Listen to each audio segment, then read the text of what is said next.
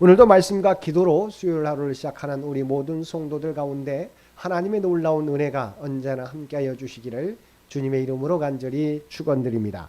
오늘 우리가 통독할 말씀은 누가복음 6장 20절에서 49절까지와 마태복음 5장에서 7장까지 말씀입니다. 보통 상상수훈을 우리는 예수님께서 세례를 받으시고 갈릴리로 오신 후에 베푸신 것으로 생각합니다. 이유는 마태복음에 기록된 순서 때문에 그렇습니다. 그러나 산상수훈은 두 번째 유월절이 지나고 갈릴리 2차 사역에서 안식일 논쟁 직후 그리고 12제자를 세우신 후 그들에게 주신 말씀입니다.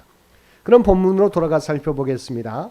오늘 우리가 함께 읽은 말씀에 대해서 평지설교 혹은 평지수훈이라고 하는데 이유는 17절에 나오는 평지의 서신이에 근거한 표현입니다. 사실은 마태복음의 산상수훈과 같은 장소에서 같은 교훈을 전한 것입니다. 다만 두 복음서 기자의 관점 및 기록상의 차이로 인해서 그 내용이나 길이에 약간의 차이를 보이고 있습니다. 즉 마태는 무려 3장이나 할애하여 집중적으로 자세히 기록하고 있지만 누가는 길이도 짧고 본서 전체에 걸쳐서 산상수훈의 내용들을 조금씩 분산하여 언급하고 있습니다.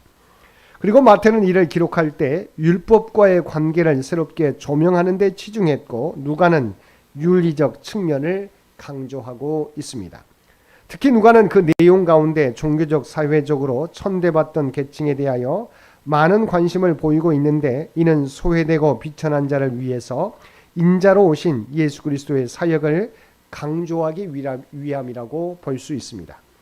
그러나 그 내용 구성에 있어서는 통일성을 보여줍니다. 즉 두 복음서 다 서론에 복 있는 자로 시작하여 결론에 건축자의 비유로 끝맺고 있는 것입니다. 본문 20절에서 26절은 평지수훈의 첫 교훈에 해당되는 부분으로 예수님께서는 이곳에서 서로 다른 두 종류의 사람들을 대조시키고 있습니다. 한 종류의 사람들은 복 있는 사람들로 이들은 세상에서 천대받고 멸시받는 가난한 자, 줄인 자, 우는 자, 핍박받는 자들입니다. 이들은 비록 세상의 시각으로 바라볼 때 불쌍하고 슬픈 자들이지만 하나님의 나라가 임할 때 그들이 갈망하고 원하는 바가 충족될 것이라는 약속을 받았습니다. 물론 여기에 언급된 네 유형의 사람들은 단지 외형적으로 불쌍하고 슬픈 자만을 의미하지 않습니다. 이들은 자신의 영혼이 가난함을 느낀 겸손한 자들이며 하나님의 말씀에 갈급함을 느낀 자입니다. 또한 자신의 죄를 슬퍼하는 사람들일 뿐만 아니라 하나님 나라를 위해 고난받는 사람들입니다. 즉 주님께서는 이 땅에서의 일시적인 영광과 부귀보다 다가올 하나님 나라의 영광을 위해서 힘쓰는 사람들에게 영원한 기쁨과 영광으로 보상해 주실 것을 약속해 주신 것입니다. 다른 한 종류의 사람들은 화 있는 사람들로 이들은 복 있는 자와 대조되어 이 세상에서 부요한 자, 배부른 자, 웃는 자, 칭찬받기를 좋아하는 사람입니다. 이들은 현세에서 하나님의 뜻대로 행하지 아니하고 자기의 만족과 행복만을 위해 살아온 자들로 결국 하나님의 나라가 임할 때 모든 것을 잃고 하나님의 진노를 받게 될 것이라는 경고를 받았습니다. 물론 이 모습도 단순히 현세적인 부나 배부른 자를 말하는 것이 아니라 영적으로 스스로 부유하다고 배부르다고 생각하고 더 이상 주님을 의지하지 않는 사람들입니다. 또한 자신이 받은 은혜를 다른 사람에게 나누지 않고 혼자만 독식하려는 사람들을 의미합니다. 한편 마태의 산상수훈에서도 같은 내용의 복 있는 자가 소개되는데 모두 팔복으로 구성되어 있고 화 있는 자에 대한 언급은 나타나지 않습니다. 반면 누가는 복 있는 자와 화 있는 자를 네 가지로 극명하게 대조시켜 축복된 삶과 저주받는 삶의 모습이 어떤 것인지 강조하고 있습니다. 더구나 누가는 세상에서 불쌍한 자들이 하나님 나라에서 축복받는 자라는 역설적 표현을 통하여 사회에서 소외받고 천대받는 자들에 대한 특별한 관심을 보여주고 있습니다. 27절에서 36절까지 말씀에서는 천국 시민에게 요구되는 절대적 사랑과 자비의 실천 윤리에 대해서 기록하고 있습니다. 이러한 본문의 내용은 마태복음 산상수훈 가운데 5장 38절에서 48절의 기사와 거의 동일합니다. 다만 마태복음의 산상수훈에서는 구약의 율법과 비교하여 율법의 완성으로서의 사랑을 강조하여 교훈하고 있는 반면에 누가복음의 본문은 천국 시민의 삶에 올바른 자세로서의 사랑과 자비를 교훈하고 있다는 차이가 있습니다. 여기서 온수들은 특별히 제자들을 핍박하는 자들을 의미합니다.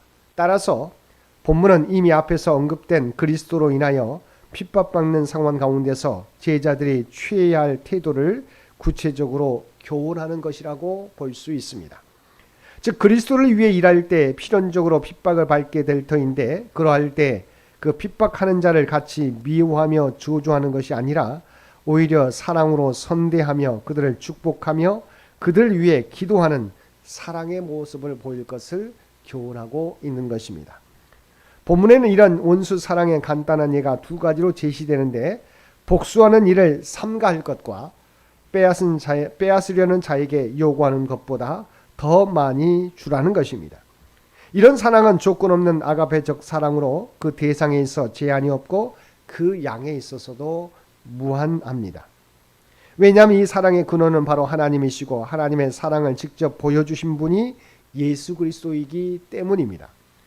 예수께서는 죄인된 인간을 구원하시기 위해서 하늘의 영광과 지위를 버리고 한없이 낮아지셔서 인간의 몸을 입고 이 세상에 오셨을 뿐만 아니라 십자가에서 당신의 몸을 희생하심으로 사랑의 모형이 되었기 때문입니다.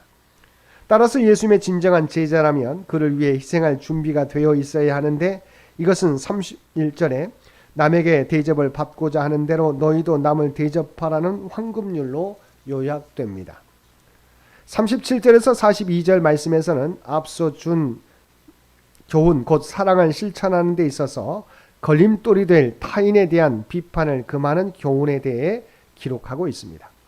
타인을 비판하지 말 것을 교훈하는 본문의 기사는 마태복음 산상수훈 7장 1절에서 5절과 병행을 이루고 있는데, 여기서 말하는 비판은 단순히 윤리적으로 다른 사람을 비난하는 정도를 말하는 것이 아니라 하나님께서 인간을 심판하시듯 종교적으로 판단하고 정죄하는 것을 가리킵니다. 특별히 여기서 예수께서는 곡식매매의 비유, 또한 시각장애인 비유, 제자와 선생의 비유, 티와 들보의 비유를 통해 인간은 누구나 죄인이므로 자기가 정죄하고 판단한 그것과 동일한 죄를 자신도 범할 수 있다는 사실을 보여주고, 남을 비판한 자는 외식하는 자임을 지적하셨습니다. 이 비유들은 아마도 당시 율법의 잣대를 가지고 다른 사람을 정죄하던 바리새인들을 염두에 두고 하신 말씀으로 보입니다. 사람들은 누구나 선악에 대한 분별을 가지고 올바른 삶을 살아야 하지만 심판이나 정죄는 오직 하나님의 주권에 속한 문제입니다. 따라서 다른 사람을 정죄하는 것은 하나님의 주권에 도전하는 행위로서 이런 사람은 똑같이 하나님의 정죄와 심판 아래에 놓이게 됩니다. 그러므로 우리는 형제의 허물을 찾고 비난하고 정죄하기보다 허물을 덮어주며 용서해주는 사랑의 성품을 지니도록 노력해야 할 것입니다. 43절에서 49절까지 말씀에서는 두 가지의 비유를 통해서 믿음의 실천을 촉구하고 있습니다. 첫 번째 비유는 나무와 열매의 비유로, 이 비유는 좋은 나무는 좋은 열매로 아는 것처럼 사람의 마음도 그의 행위로 알 수 있다는 것입니다. 이 비유는 산상수훈의 마태복음 7장 16절에서 18절과 병행을 이루는데 어구의 순서만 조금 바뀌어 있습니다. 이 비유는 산상수훈에서는 거짓 선지자의 분별과 경계를 촉구하는 문맥에서 사용된 반면에, 여기서는 사람의 선한 행위가 선한 마음에서만 나올 수 있다는 것으로 회개하고 거듭나서 새롭게 되었을 때야 비로소 하나님의 선한 열매를 맺을 수 있음을 강조하는 바로 차이점이 있습니다. 두 번째 비유는 집과 주추의 비유로, 참된 제자의 모습은 외형적인 모습이나 종교적 형식에서 나타나는 것이 아니라 예수님의 모든 교훈과 가르침을 실천에 옮김으로써 나타난다는 것을 말해주고 있습니다. 이 말씀은 예수 그리스도를 믿으면서도 육체적이고 현세적인 만족에만 매달려 참된 결실을 맺지 못하는 외형적 신자들을 경계하는 교훈으로 산상수훈의 7장 마태복음 7장 21절에서 27절과 병행을 이루고 있습니다. 사랑하는 성도 여러분, 오늘 본문의 내용은 하나님 나라 백성들은 이와 같이 살아가라고 주님께서 보여주시고 알려주신 산상수훈 또한 평지설교의 내용입니다. 이 땅에서 살아갈 때 세상 사람들이 추구하는 삶이 아니라 삶의 방식이 아니라 하나님께서 인도하시는 말씀 따라 또한 삶의 방식을 따라서 살아가라는 것입니다. 오늘도 성도의 본향은 이 땅이 아니라 하나님 나라인 것을 기억하고 이 땅의 삶의 가치관과 자세가 아니라 저 본향을 향해서 저 본향을 향한 가치관과 자세를 가지고 오늘도 힘차게 발을 내딛고 살아가는 저와 여러분 모두가 되시기를 주님의 이름으로 간절히 축원드립니다. 함께 기도드리겠습니다. 사랑과 은혜가 충만하신 아버지 하나님, 우리가 이 땅에서 살아가지만 하나님 나라의 비전을 가지고 살아가는 우리 모두가 되게 하여 주옵소서. 진정으로 복 있는 자의 삶을 살아가게 하시고 주님의 모습을 닮은 참된 그리스도인들로 살아가게 하여 주시옵소서. 그래 주님의 뜻과 영광을 나타내는 주의 백성들 모두 되게 하여 주옵소서. 오늘 또 이 나라와 이 민족을 향하여 기도할 때 주께서 친히 이 민족과 이 나라를 통치하시고 인도하여 주시기를 원합니다. 100주년을 준비하며 나아가는 창현재단을 기억하여 주시고 아버지 하나님 오직 하나님의 뜻과 영광과 계획을 하나하나 성취해 갈 수 있는 주의 백성 모두 되게 하여 주시옵소서. 특별히 간구와 없기는 이세중 원로자 노님과 연로하신 또한 연약함 가운데 있는 권사님, 집사님 모든 성도들을 기억하여 주시기 원합니다. 오직 주님만 의지하며 나아가게 될 때 권능의 손으로 어루만져 주시옵소서. 약한 부위, 연약한 부위, 힘들게 하는 모든 아버지 하나님 질병들이 떠나가게 도와주옵소서. 제거되게 하여 주시옵소서. 생명의 기운으로 보호하여 주시고 감싸 주시옵소서. 오늘도 우리에게 복된 하루를 허락해 주신 것 진심으로 감사드립니다. 날마다 주님과 동행하며 살아가는 우리 모두가 되게 하여 주시옵소서. 우리가 발을 딛고 사는 삶의 현장 가운데 그리스도의 아름다운 향기와 선한 영향력을 나타내며 살아가게 하여 주옵소서. 이 모든 간구 우리를 구원하여 주신 예수님의 이름으로 간절히 기도드리옵나이다. 아멘.